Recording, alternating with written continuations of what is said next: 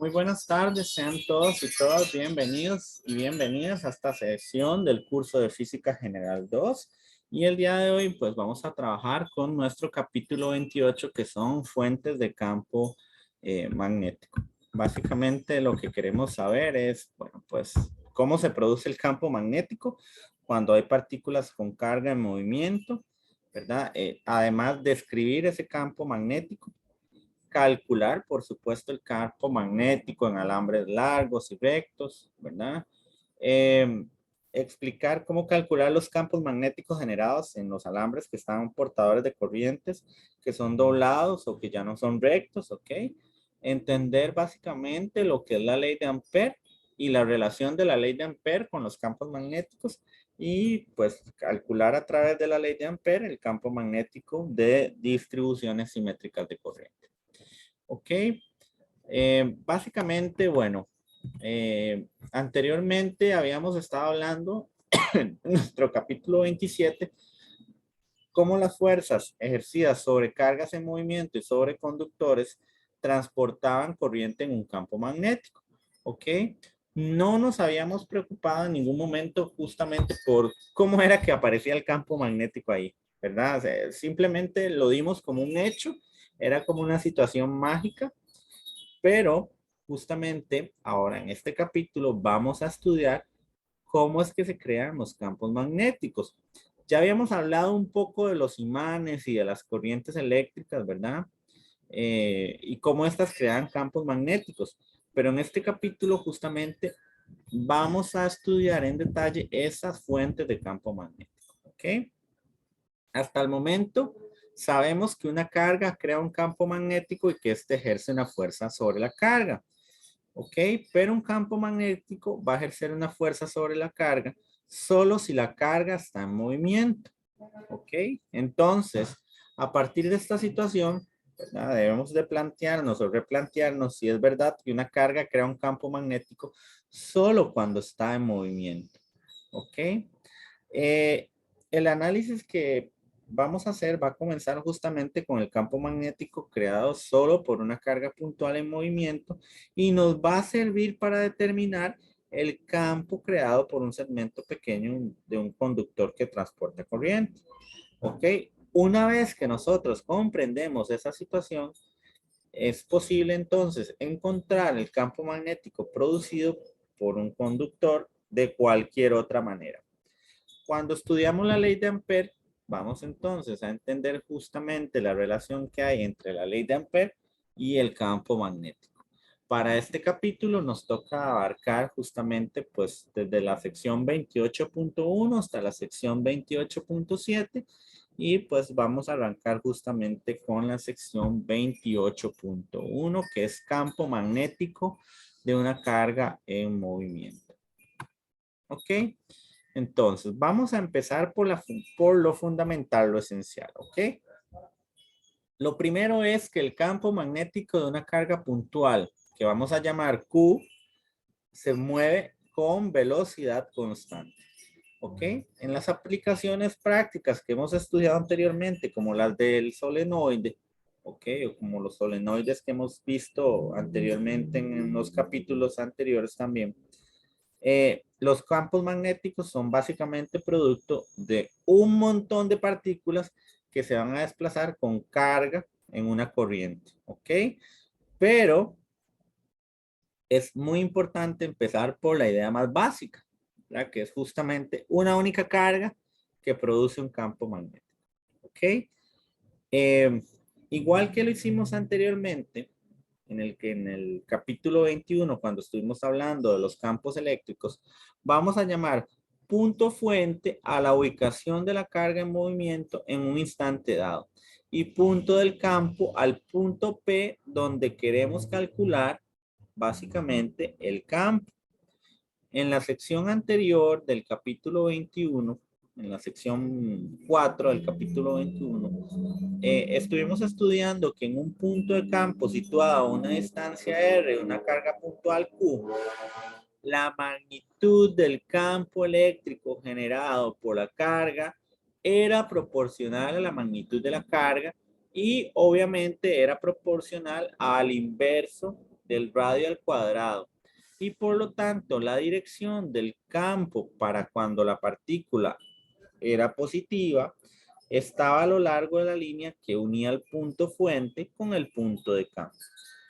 Esta relación correspondiente para el campo magnético de una carga puntual Q que se mueve con velocidad constante tiene algunas similitudes y pues también tiene algunas diferencias.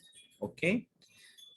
Básicamente, los experimentos han demostrado que la magnitud del campo magnético es proporcional a la carga y también es proporcional a un medio del radio al cuadrado, pero la dirección del campo magnético no es a lo largo de la línea que va del punto fuente al punto de carga.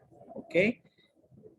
La dirección del campo magnético es perpendicular al plano que contiene esta línea y al vector velocidad de la partícula.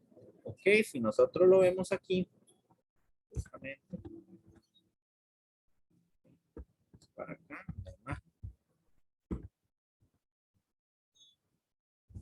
ok. Noten que, bueno, de acuerdo a lo que estaba repitiendo o lo que estaba hablando, el campo,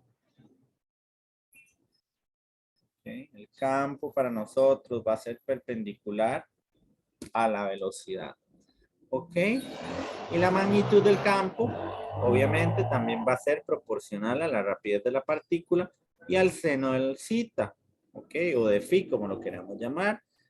Entonces, podemos decir que la magnitud del campo va a estar determinada justamente por esta ecuación matemática que tenemos acá. ¿Ok? Donde, bueno, pues esto es una constante, esto que tenemos acá.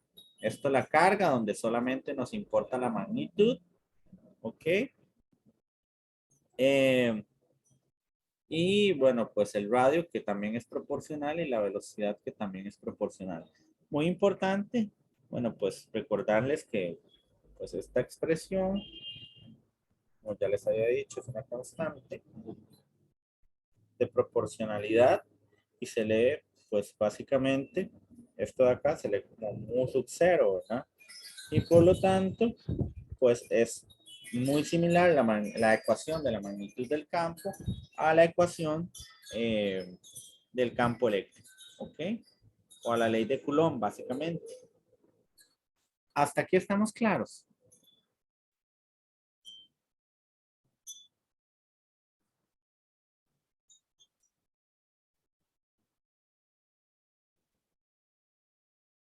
¿Hasta aquí hay alguna duda, chicos?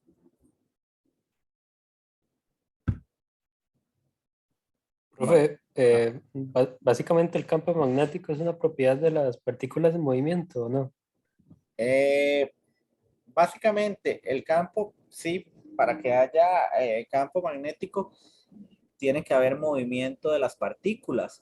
Y lo más importante, entonces, que pues este campo magnético generalmente conduce una corriente eléctrica. ¿Ok?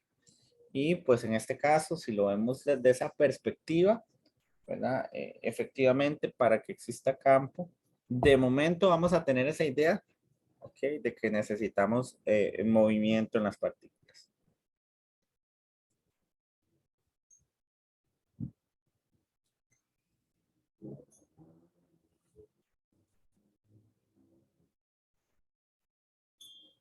¿Hay alguna duda?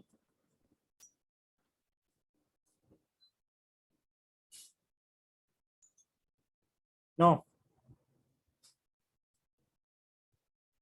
todo claro. Ok, bueno, ahora, pues justamente cuando como las partículas están en movimiento, ¿verdad? El campo magnético se va a definir por un campo magnético vectorial. Ok, entonces es posible incorporar la magnitud de la dirección del campo magnético en una sola ecuación vectorial. ¿Cómo? Bueno, en lugar de decir la dirección desde la fuente Q al punto P, una y otra vez vamos a entonces a referirnos a esa dirección como el vector unitario. ¿Ok? Y por lo tanto, pues el vector unitario era igual al vector R de la fuente, del punto justamente de la fuente al punto del campo dividido entre la magnitud. Entonces podemos recordar, en otras palabras, que para nosotros el vector unitario va a ser igual al radio, ¿ok? Entre la magnitud del mismo, ¿ok? Y por lo tanto, pues el campo magnético de una carga puntual en movimiento va a estar justamente reescrito o redefinido por esta ecuación que tenemos acá, ¿ok? Eh, ¿Hasta aquí hay alguna duda? No.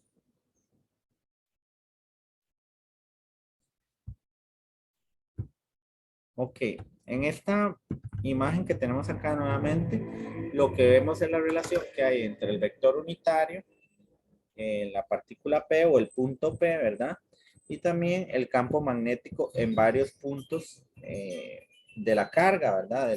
Del entorno de la carga.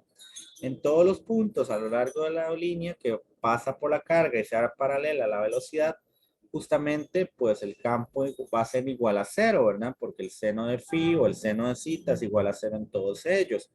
Y a cualquier distancia r desde Q, el campo magnético va a alcanzar su máximo valor en los puntos localizados en un plano perpendicular a la velocidad, porque en todos ellos, bueno, pues phi va a ser 90, el seno de zeta va a ser 1, ¿verdad? Y si la carga Q es negativa, las direcciones del campo magnético son opuestas justamente a lo que se ilustra en esa figura que tenemos ahí. Importante, ¿ok? Es, bueno, pues recordar las unidades del campo magnético que eran los teslas, ¿verdad? Que tenemos que un tesla es igual a un newton por segundo entre coulomb por metro o un newton entre área por metro, ¿verdad? Y recordar, pues ahí les dejé también los valores de las constantes que tenemos ahí. Cuando tenemos cargas en movimiento, también pues obviamente se va a producir un campo eléctrico con líneas de campo radiales que son hacia afuera de la carga positiva y las líneas de campo magnético son diferentes, ¿verdad? Completamente diferentes. Para una carga puntual que se va a mover con una velocidad v, las líneas de campo magnético son círculos con centro en la línea de la velocidad y que se encuentran en planos perpendiculares a la línea, ¿ok? Las direcciones de la línea de campo para una carga positiva van a estar dadas justamente por la regla de la mano derecha. Ya sabemos trabajar un poco con la regla de la mano derecha, de física 1, pues lo venimos haciendo, ¿ok? ¿Y cómo lo vamos a hacer en este caso? Bueno, vamos a tomar el vector velocidad, ¿verdad? Con la mano derecha, de manera que el pulgar apunte en dirección de la velocidad y luego vamos a cerrar los dedos alrededor de la línea de la velocidad en el mismo sentido que la línea del campo magnético. ¿Ok? Suponiendo, en este caso, como en el ejemplo que teníamos en la fotografía o en la imagen, que la carga era positiva. ¿Ok? No sé si hasta ahí tienen alguna duda.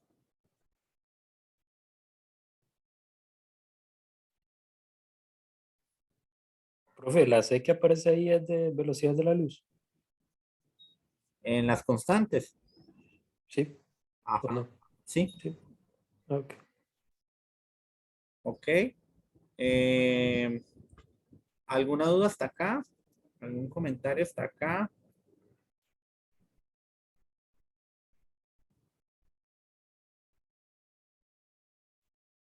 No. También es importante aclararles a ustedes, bueno, que pues en este caso o en todos los casos que vamos a trabajar en este curso, vamos a tomar en consideración que la velocidad va a ser constante.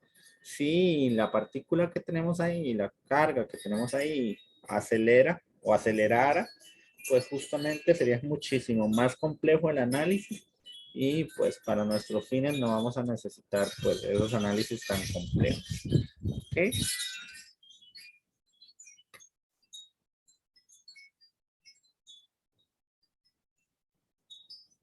¿No hay dudas de nada? No. Ok. Ah, profe, perdón. Ajá. En la diapositiva anterior, la unidad W, ¿qué significa? ¿O qué Webers. significa? Webers, ok, Ajá. ok, listo, gracias, profe. Ok. Aquí tenemos un primer ejercicio. Ah, porque no les puse el de calentamiento. Este es el primer ejercicio que tenemos acá. Es el de calentamiento. Ok. Resuelven. Primero déjenme leer un toque, bro. Ok, está bien. Les voy a dar un chancecito y en 3 minutos voy a ver cómo está la situación.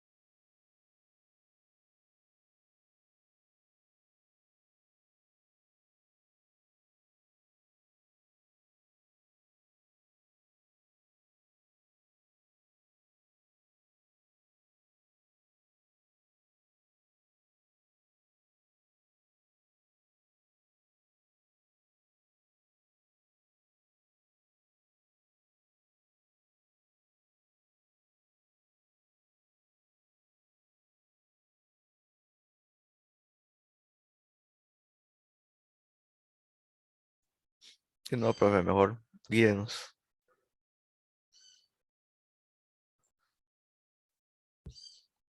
Ok. ¿Están todos listos? Profe, bueno, yo sí preferiría ver cómo lo hace, porque yo no Ok. lo pude sacar. Ok. Vamos entonces a ejecutar la solución del problema. Dice, dos protones se mueven paralelos al eje X en sentidos opuestos, tal y como lo muestra la figura, con la misma rapidez V, pequeña en comparación con la rapidez de la luz.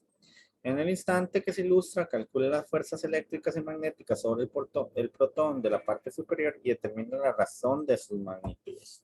Entonces, bueno, pues primero, de acuerdo con la ley de Coulomb, la magnitud de la fuerza eléctrica sobre el protón de arriba va a estar determinada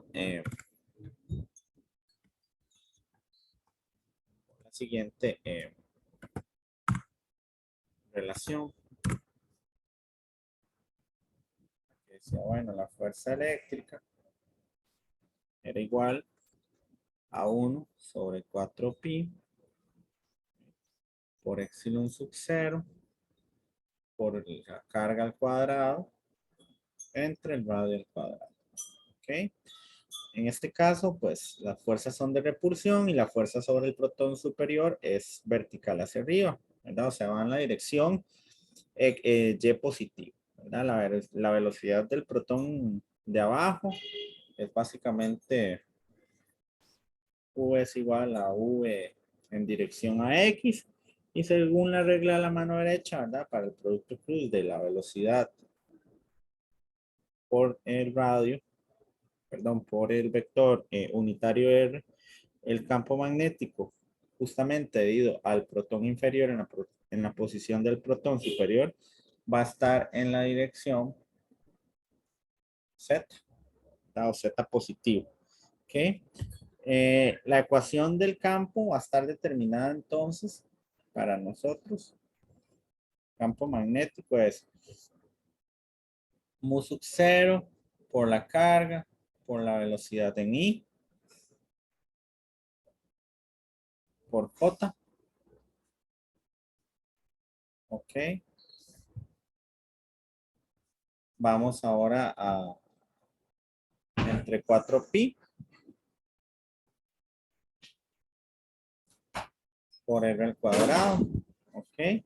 Si simplificamos eso, entonces sabemos que esto es, el campo es epsilon sub 0 por la carga, por la velocidad, entre 4pi por R al cuadrado y pues estaría justamente en dirección K. Eso es para el campo. En el caso de el protón de arriba, sabemos que para el protón de arriba,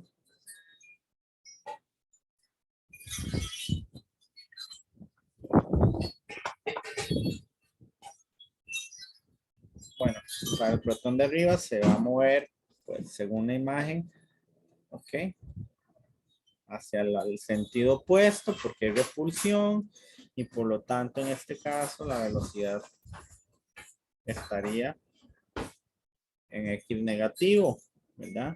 Y la fuerza magnética sobre él para este caso va a estar determinado por básicamente por esta expresión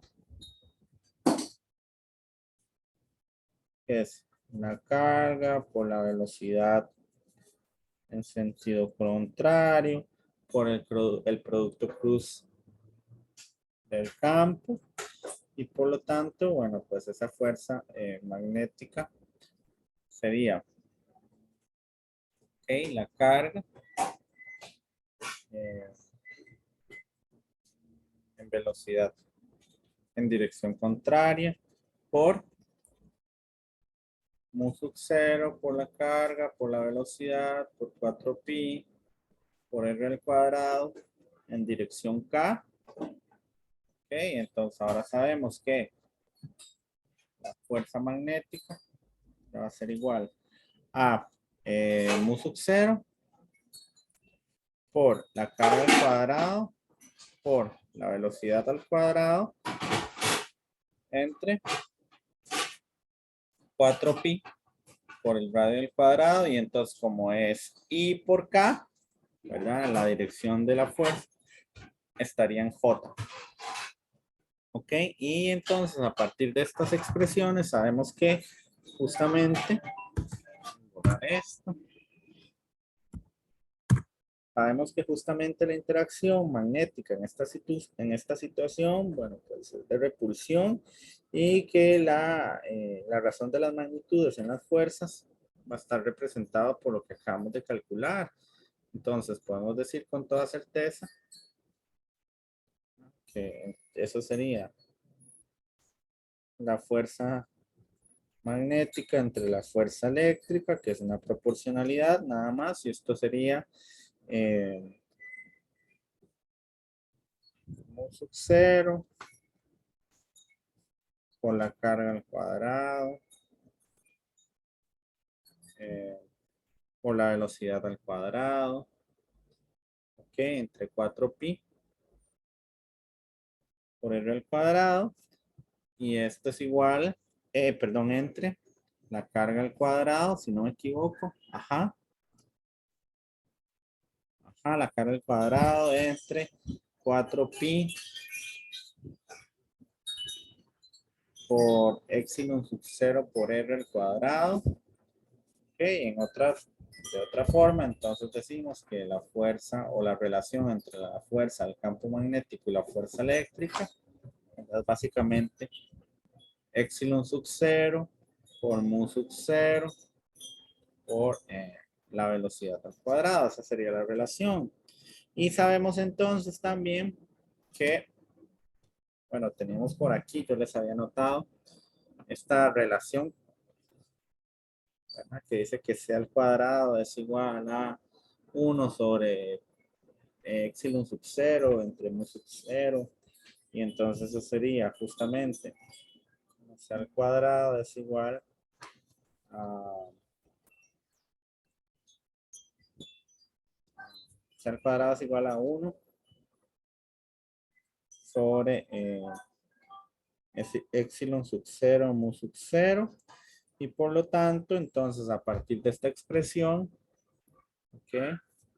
Eso se vuelve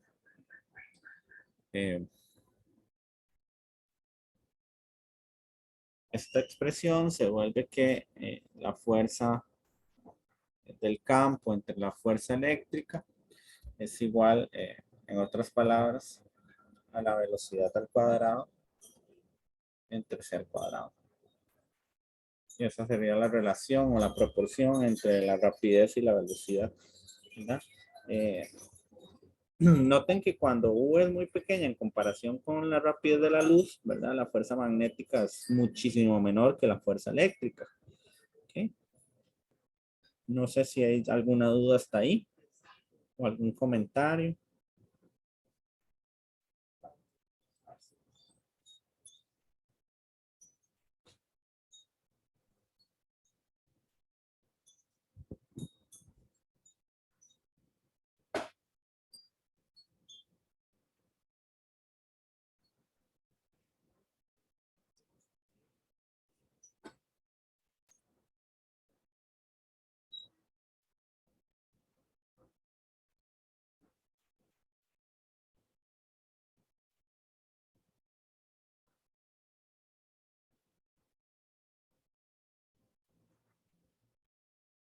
¿Hay alguna duda?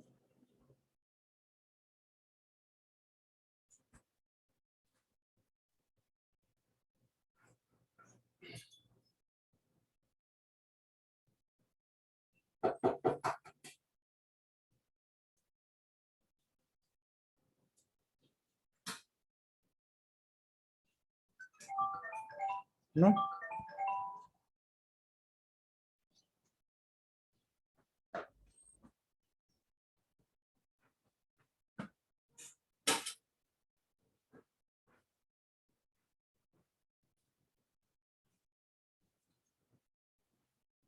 ¿No hay duda, chicos?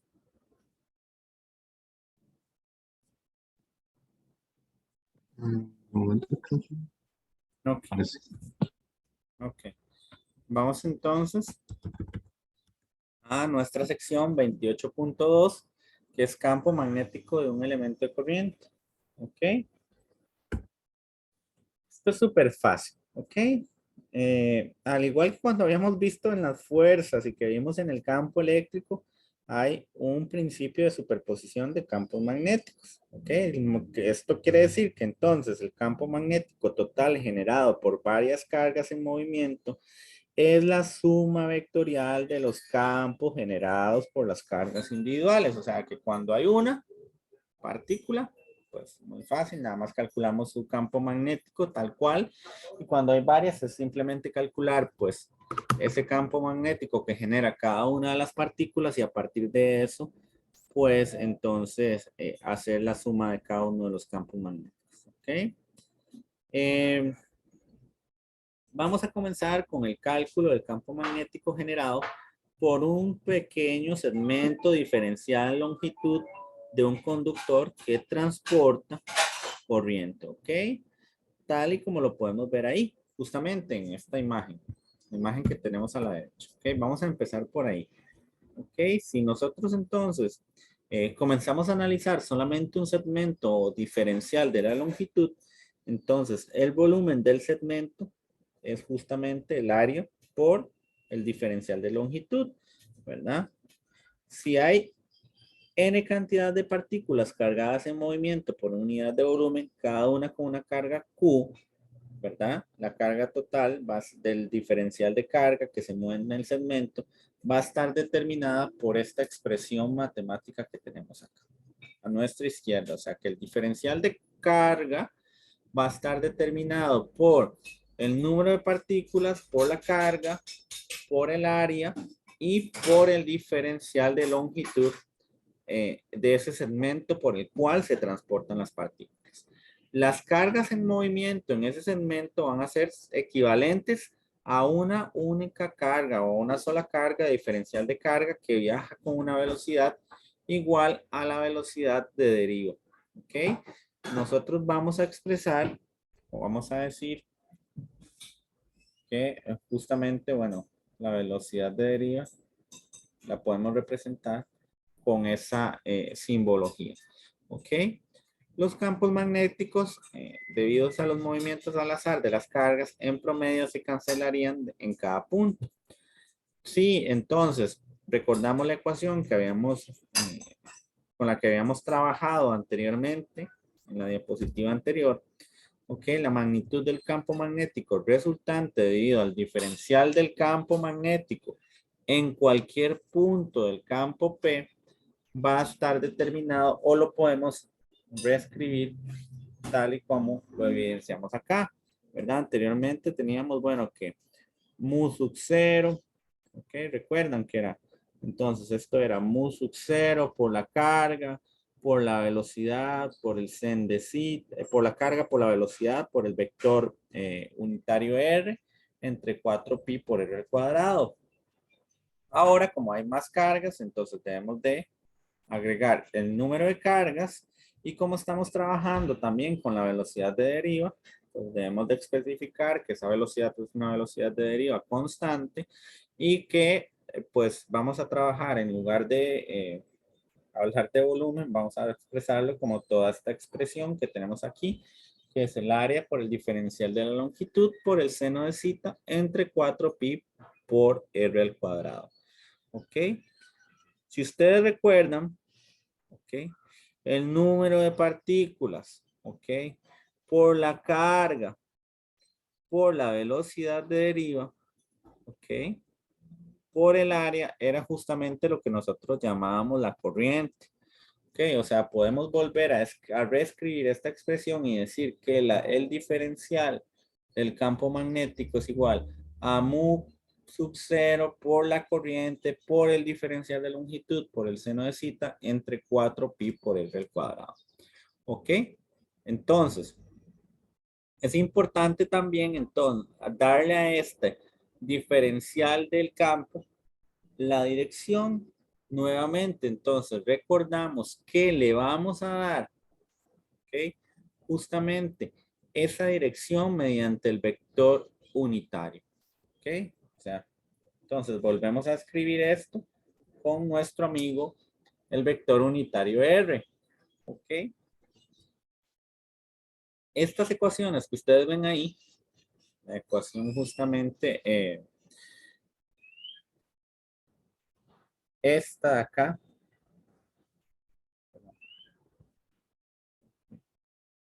esa ecuación que ustedes ven acá, perdón, ya lo rayé más. Esta ecuación que ustedes ven acá y esta ecuación que ustedes ven acá, ¿ok? Es lo que se conoce como la ley de Biot-Savart. ¿Ok? Esta ley se utiliza para obtener el campo magnético total en cualquier punto del espacio debido a la corriente en un circuito completo. ¿Y cómo lo hacemos? Bueno, debemos de integrar la ecuación que tenemos aquí arriba, esta, ¿ok? Con respecto a los segmentos del diferencial de longitud que conducen la corriente. ¿Ok? Entonces, podemos reescribir esas ecuaciones a partir de la integral que tenemos ahí. ¿Hasta aquí hay dudas?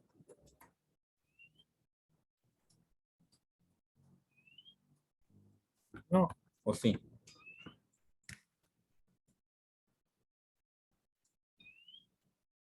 ¿Ok? Resuelven ese entonces.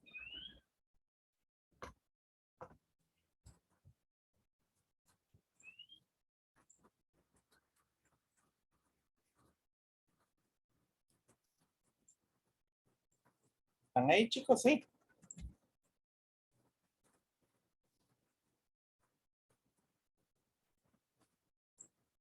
De ahí, profe, voy a intentarlo, a ver qué. O lo resolvemos juntos, no sé. Yo preferiría juntos.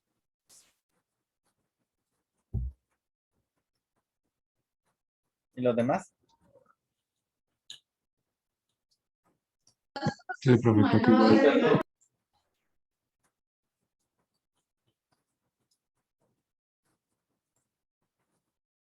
Ok, resolvamos entonces en conjunto. Dice, un alambre de cobre conduce una corriente constante de 125 amperes hacia un tanque galvanizado. Calcula el campo magnético generado por un segmento de 1 centímetro de ese alambre en un punto localizado a 1.2 metros de él. Si ese punto es A, el punto P1 directamente hacia afuera a un costado del segmento. ¿Ok? Y B, el punto P2 en el plano, pues básicamente estaría en el plano XY sobre una línea a 30 grados respecto al segmento. ¿Ok? Entonces, aquí lo que vamos a hacer es resolver cada uno de los incisos que tenemos acá.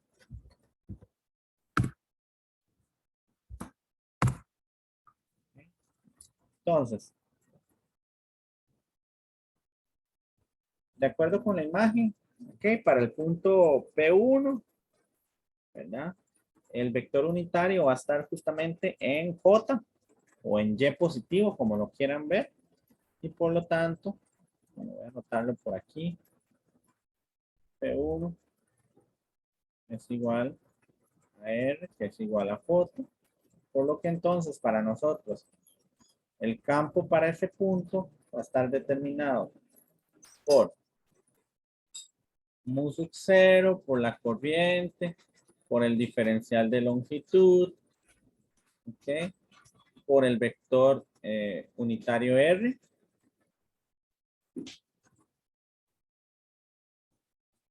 entre 4pi por R cuadrado. En otras palabras, para darle dirección, esto sería mu sub 0 por i por el diferencial de la longitud. En este caso, vean que el diferencial de la longitud está ¿en qué eje? X. Ajá, positivo o negativo. Negativo. Aquí negativo. Muy bien.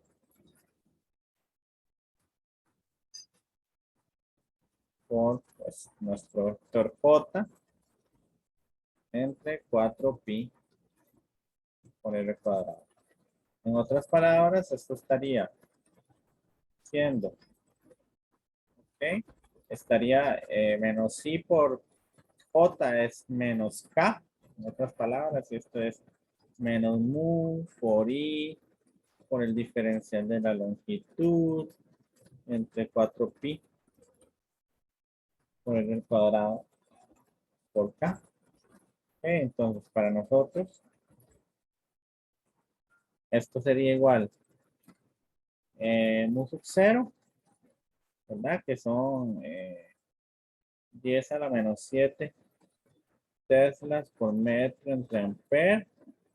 Ok, por la corriente, que son 125 amperes, según nos decía el ejercicio.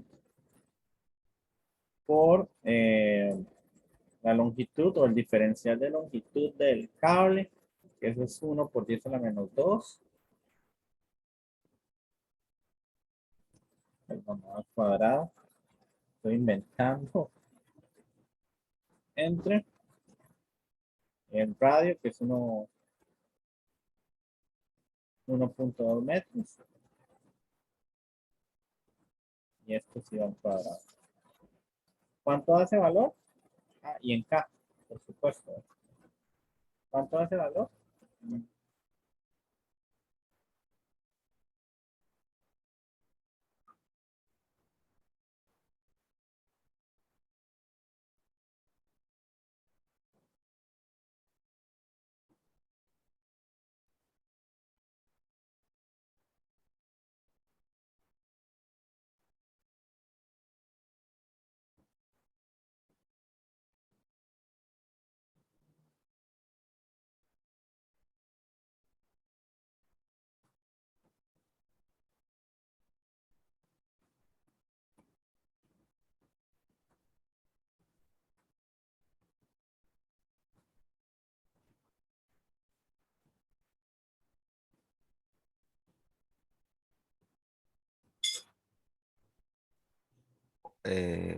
No estoy seguro, pero 8,68 por 10 a la menos 8.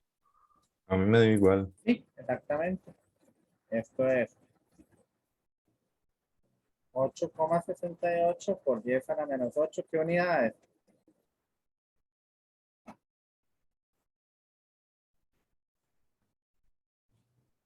Tesla, ¿verdad? En el eje K. Ok, vamos con el otro entonces.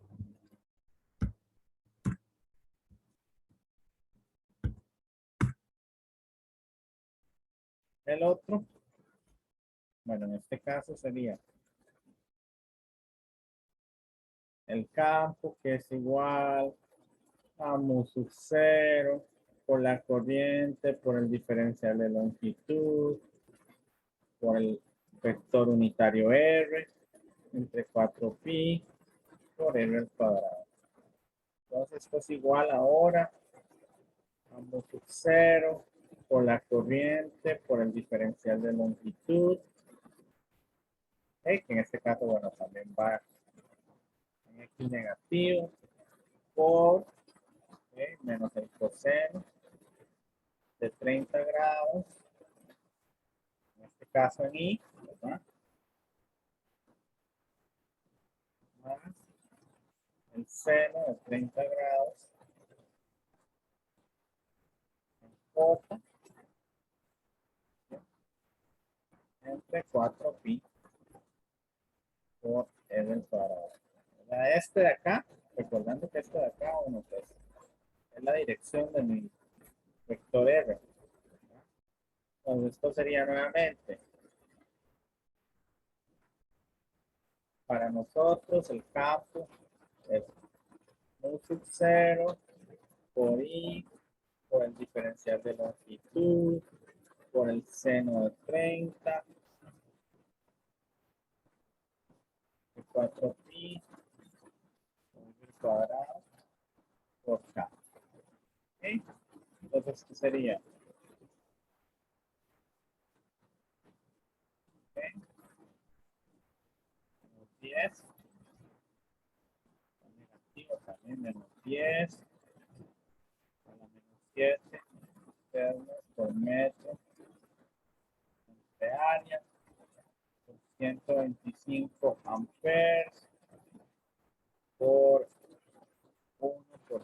menos 2 metros por el seno de 30 grados.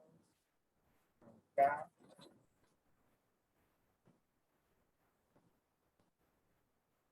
Entre 1.2.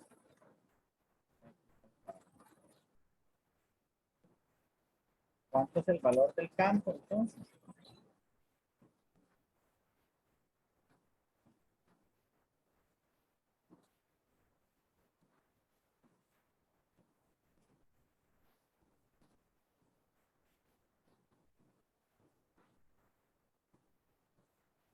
Menos 4,34 por 10 a la menos 8 me dio.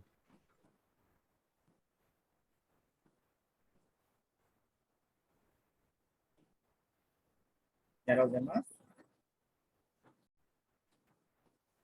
Menos 4,34 por 10 a la menos 8, ¿qué? Teslas. Dirección. Menos 4. ¿Dudas con eso? Yo creo que no, al menos de mi parte no. Ok. Bueno, hasta aquí no hay dudas.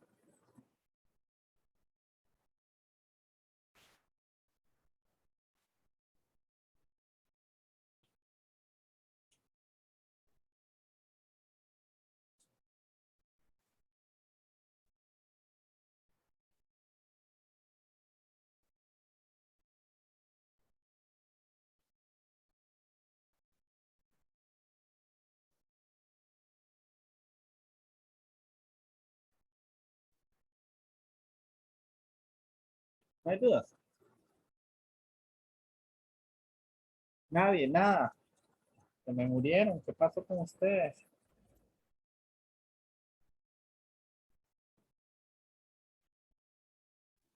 De mi parte no hay ninguna duda, profe. Ok. Bueno, vamos entonces con la sección 28.3, que es el campo magnético de un conductor. Perdón, recto.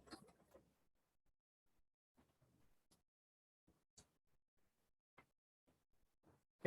Entonces,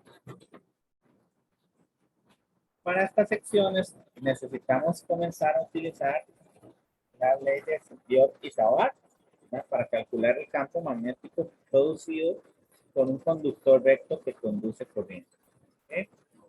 El resultado va a ser útil debido a que prácticamente en todos los aparatos electrónicos y eléctricos se encuentran alambres conductores rectos. En la figura que tenemos a la derecha, nuestra diapositiva, lo que estamos observando es un conductor con una longitud igual a 2A, ¿ok?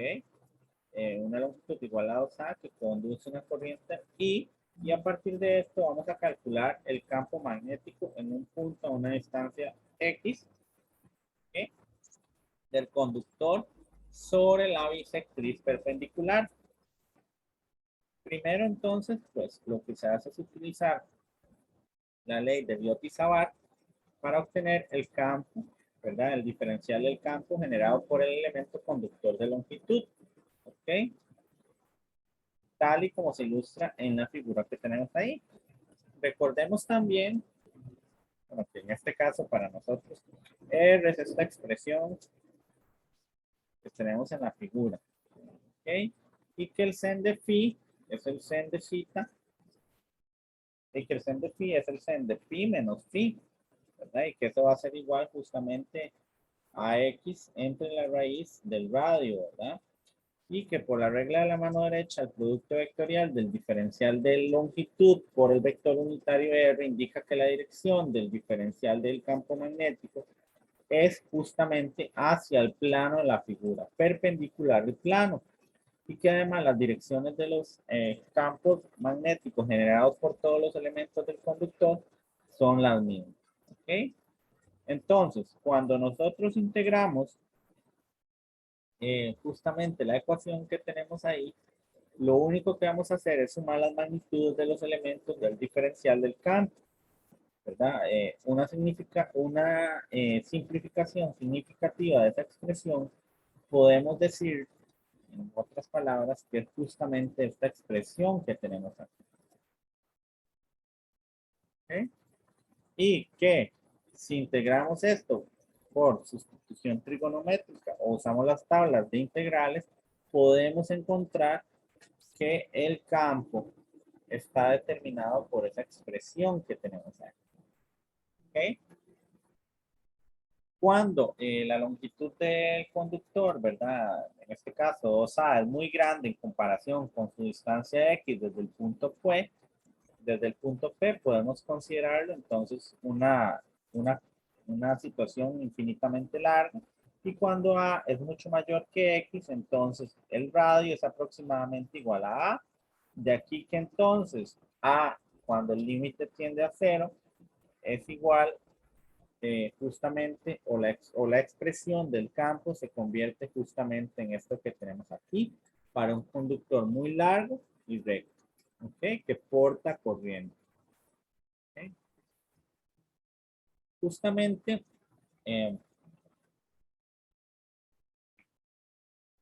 podemos recordar también que, o es importante recordar más bien que el campo tiene la misma magnitud en todos los puntos, por la simetría que tengamos en las figuras. En este caso, pues hay simetría en un círculo por la simetría axial, o así dependiendo de la figura, y por lo tanto, el campo magnético debe ser tangente en cualquier parte. ¿Okay? En todos los puntos del radio, del círculo, de la figura, y por lo tanto, pues, podemos decir que esa expresión para un conductor largo y recto se cumple. ¿Dudas?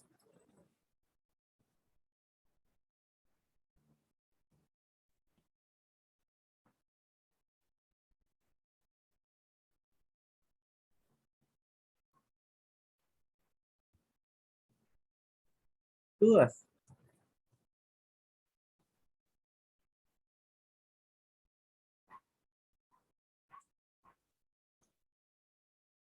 No.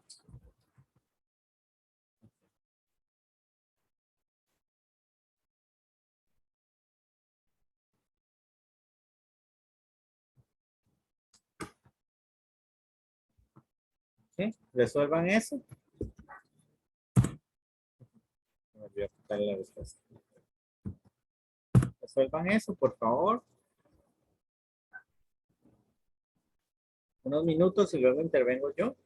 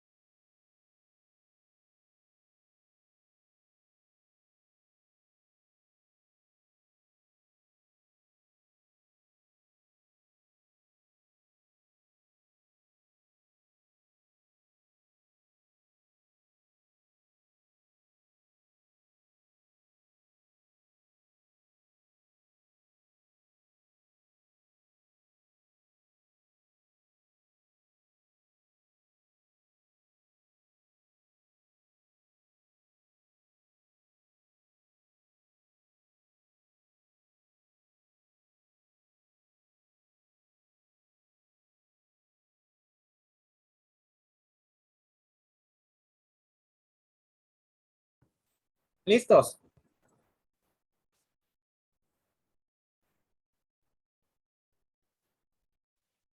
Sí, profe. ¿Cómo les fue? La verdad es que me quedé pegadillo, pero ahí.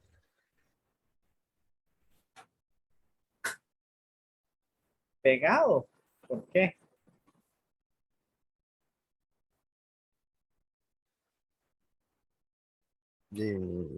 Que me quedé como que perdidilla, entonces no sé si podíamos resolver. Ok, perfecto. Ah, pero vi una cosa diferente. Era, era más interesante, bueno, ya que era más interesante el del libro.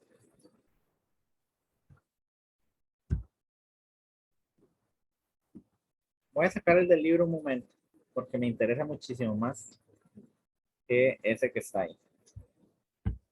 Es básicamente lo mismo. Yo se los voy a resolver algebraico para que ustedes, eh, vean cuál es el procedimiento y después ustedes, si quieren, ya nada más hacen la sustitución.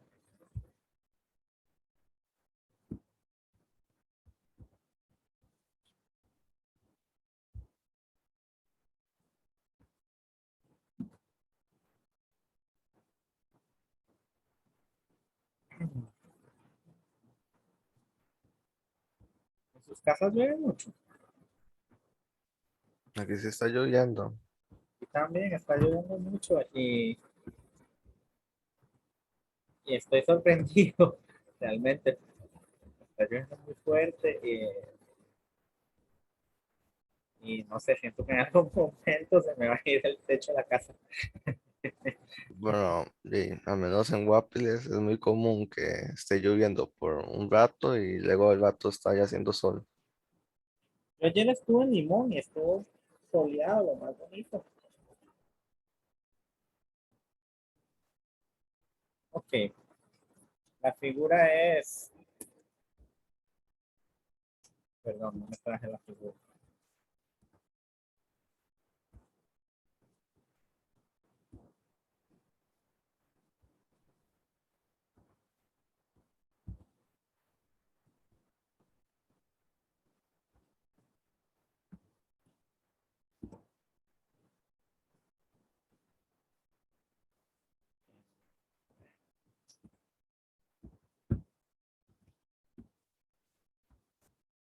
Esta es la figura.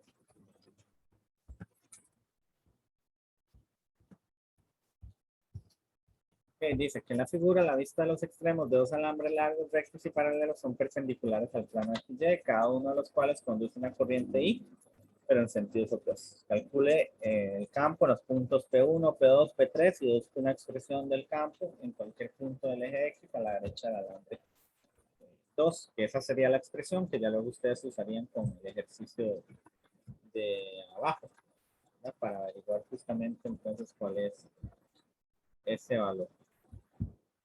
Entonces, bueno, en el caso de el punto P1, no.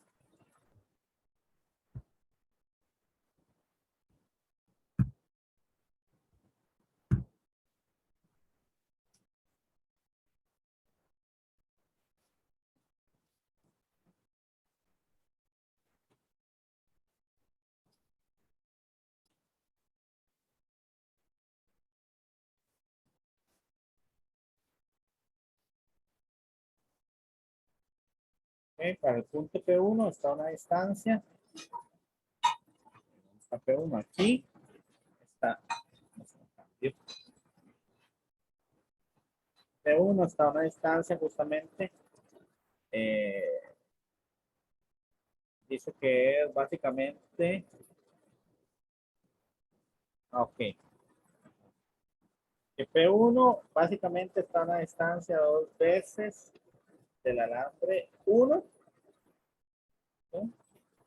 Tres veces más bien, y P2 está a una distancia y, vamos a ver, ok, ya, y P1 está una distancia de 2 veces del alambre 1 y a una distancia de 4 veces del alambre 2. Lo podemos ver ahí. Por lo tanto, también sabemos que por la regla de la mano derecha el campo está en la dirección negativa y el campo 2 está en la dirección positiva. Por lo que, entonces podemos decir, el campo total para el punto P1 es P1 P2. Esto es igual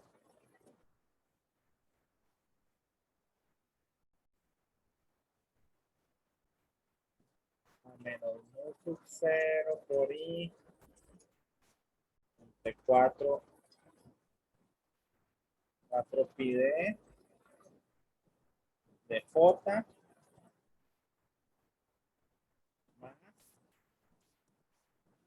mu sub 0 de I entre 8 pi de J.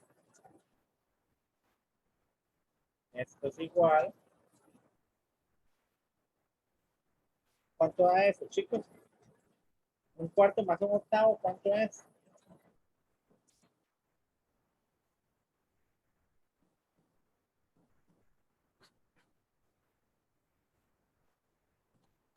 Tres octavos. 3 octavos. Mm,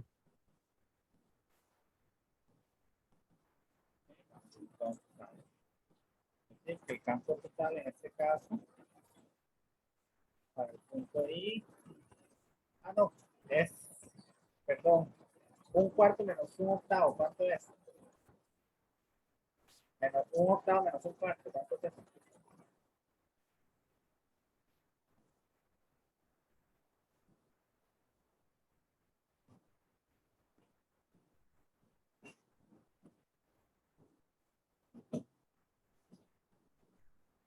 menos un octavo. Entonces, igual, menos 0, 8 pi de en J. ¿Ok?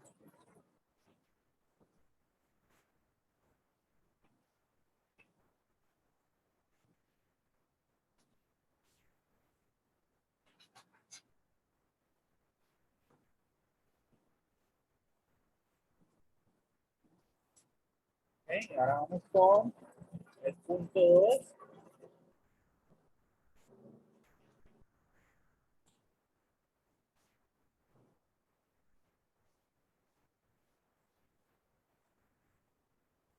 Es igual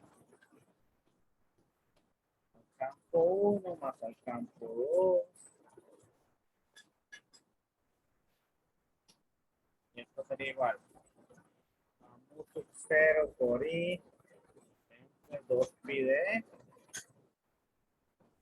J más 0 por I entre 2 pi de J también. ¿Cuánto da eso? Un medio más un medio.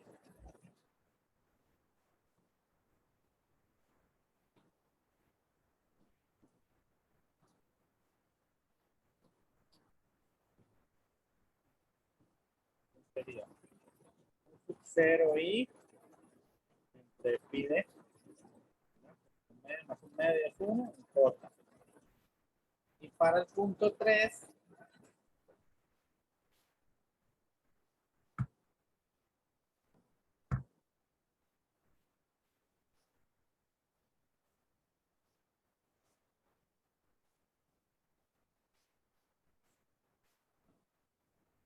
punto 3, el T total es igual de 1 más de 2. Esto sería igual a mu sub 0 por I entre 6 pi de J menos mu sub 0 en I por 2pi de J. ¿Cuánto es eso? Un sexto más, menos un tercio, menos un medio.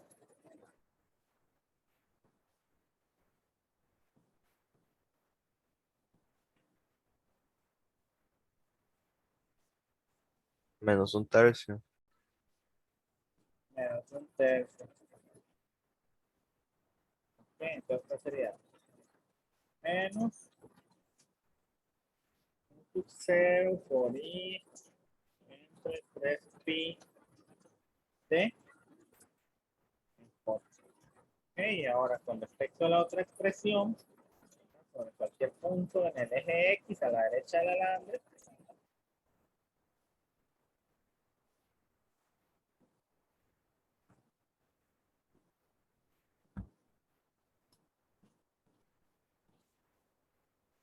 decimos campo total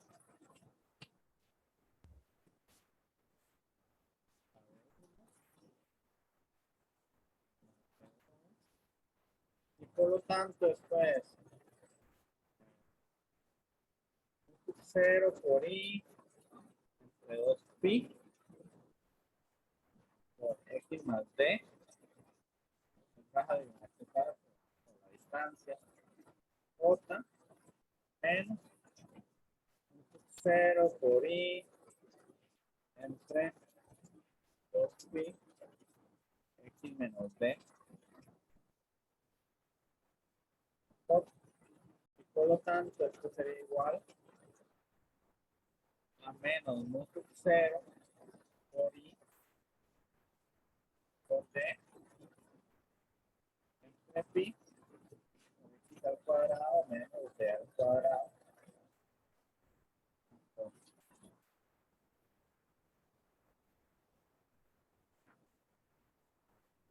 Esa sería la expresión tal cual.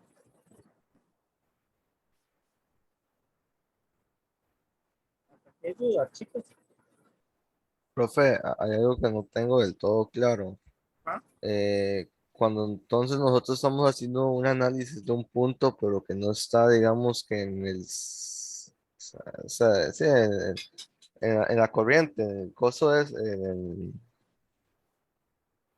digamos que en el cable, o sea, afuera de, ahí hay que integrar, pero si lo estamos analizando un punto que está encima del cable, no es usando la fórmula esa que estábamos usando en la 21, ¿no?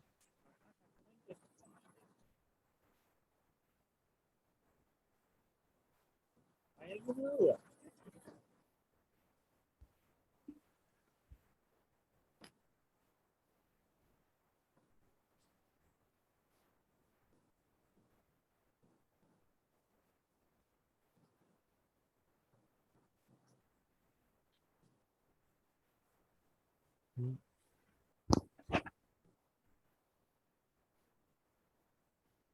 ¿Hay alguna duda?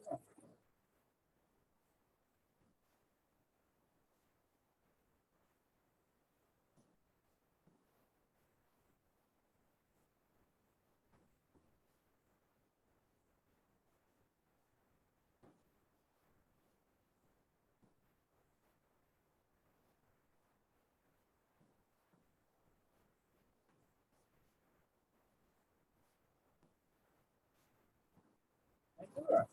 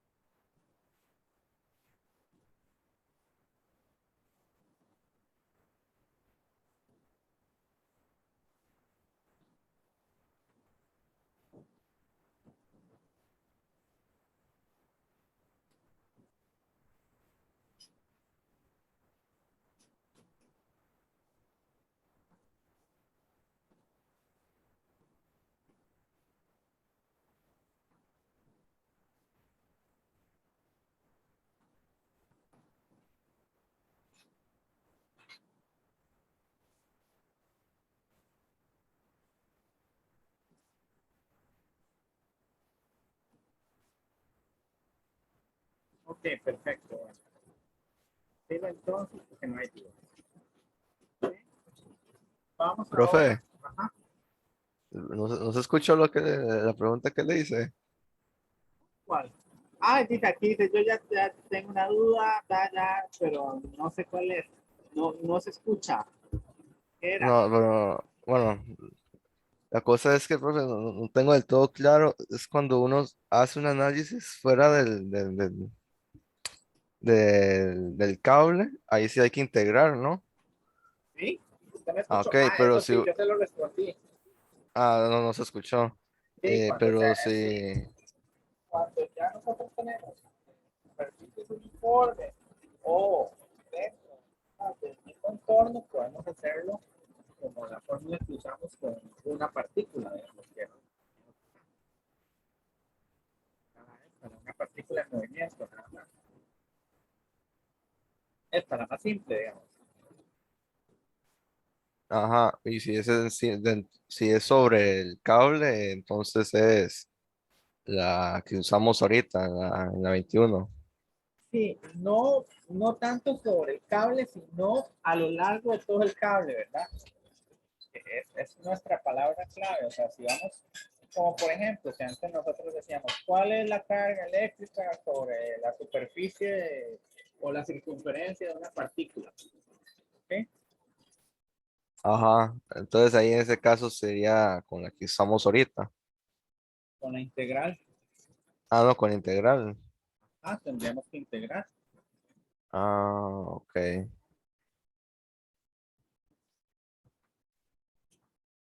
¿Dudas hasta aquí?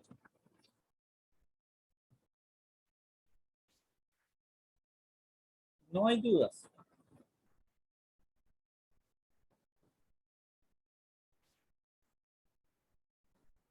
No hay dudas, chicos.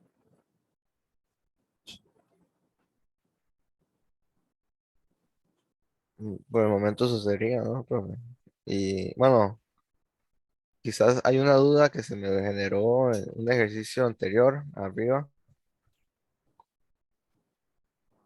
Bueno, esta. No, no, más arriba. Te digo cuál. Ahí en esa, Este. abajo. Sí. Yo tenía entendido que si yo un producto cruz de menos I a J da un menos K, ¿no? Ya que está menos. Ah, ok, ese menos era el menos K. Esa es la dirección del vector, ¿verdad? Ah, ok, ok. Entonces, no sé, eso sería. Ok.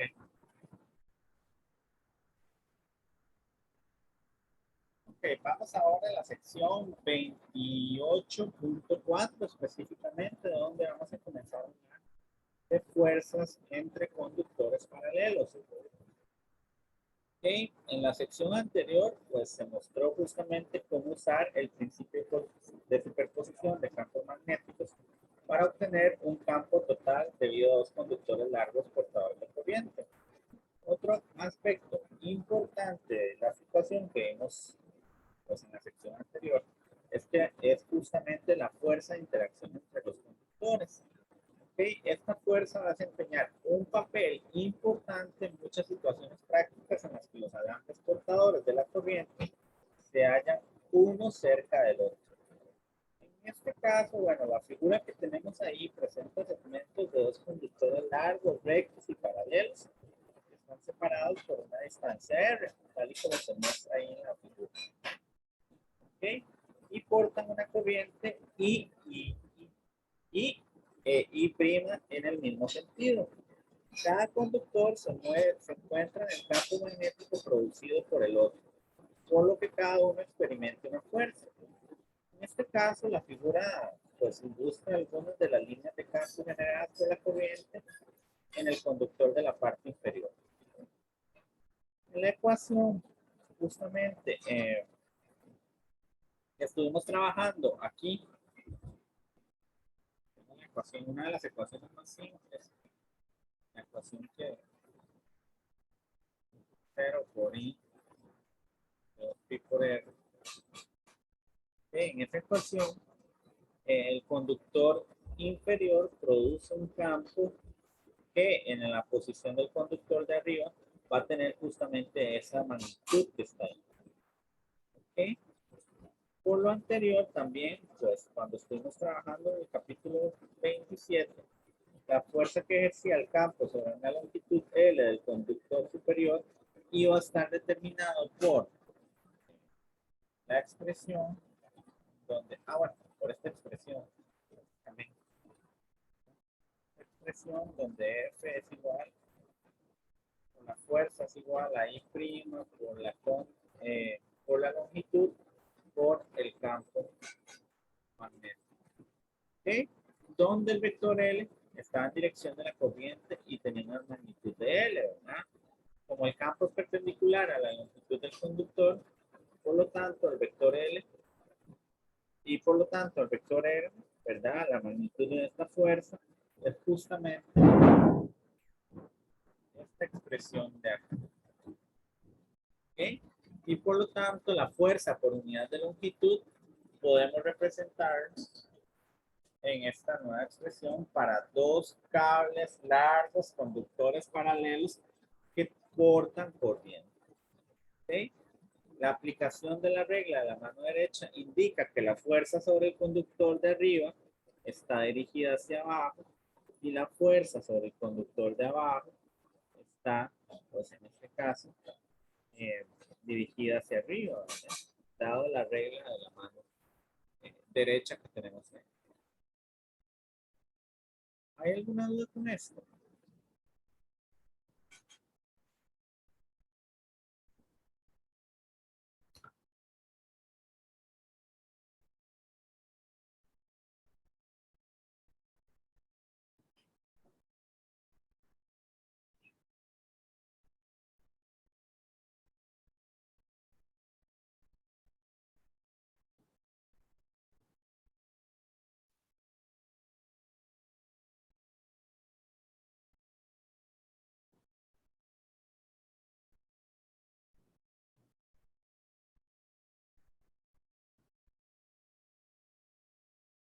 ¿Dudas, chicos?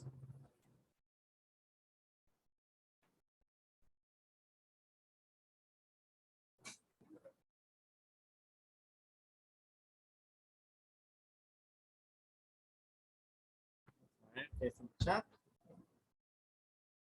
Julián dice que no tiene dudas.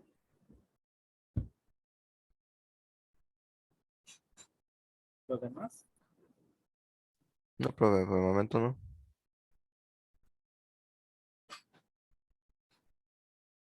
Ok, perfecto. Vean, chicos, hasta aquí, pues lo que nos haría falta de ver es la sección 25, 28.5 y 28.6. Es básicamente lo que nos corresponde. Nos faltan dos pequeñas secciones, pero no por ello menos importantes. Podemos intentar ver si lo logramos el miércoles y un pedazo el viernes. No sé qué les parece. O si no, podemos pues programar alguna sección extraordinaria para terminar pues el capítulo y hacer algunos ejercicios más profundos y no tan superficiales.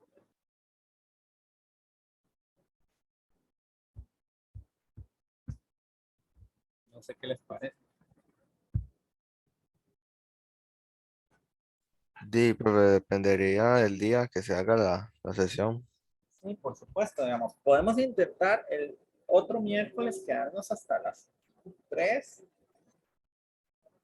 y el viernes hasta las 3 también. Y a partir de eso, ver si haría falta como algunos ejercicios más profundos o igual quedarnos hasta las 3 y sacar una sesión aparte para hacer ejercicios, puros ejercicios del capítulo 28, digamos. Sí, podría ser, profe. ¿Y los demás qué piensan?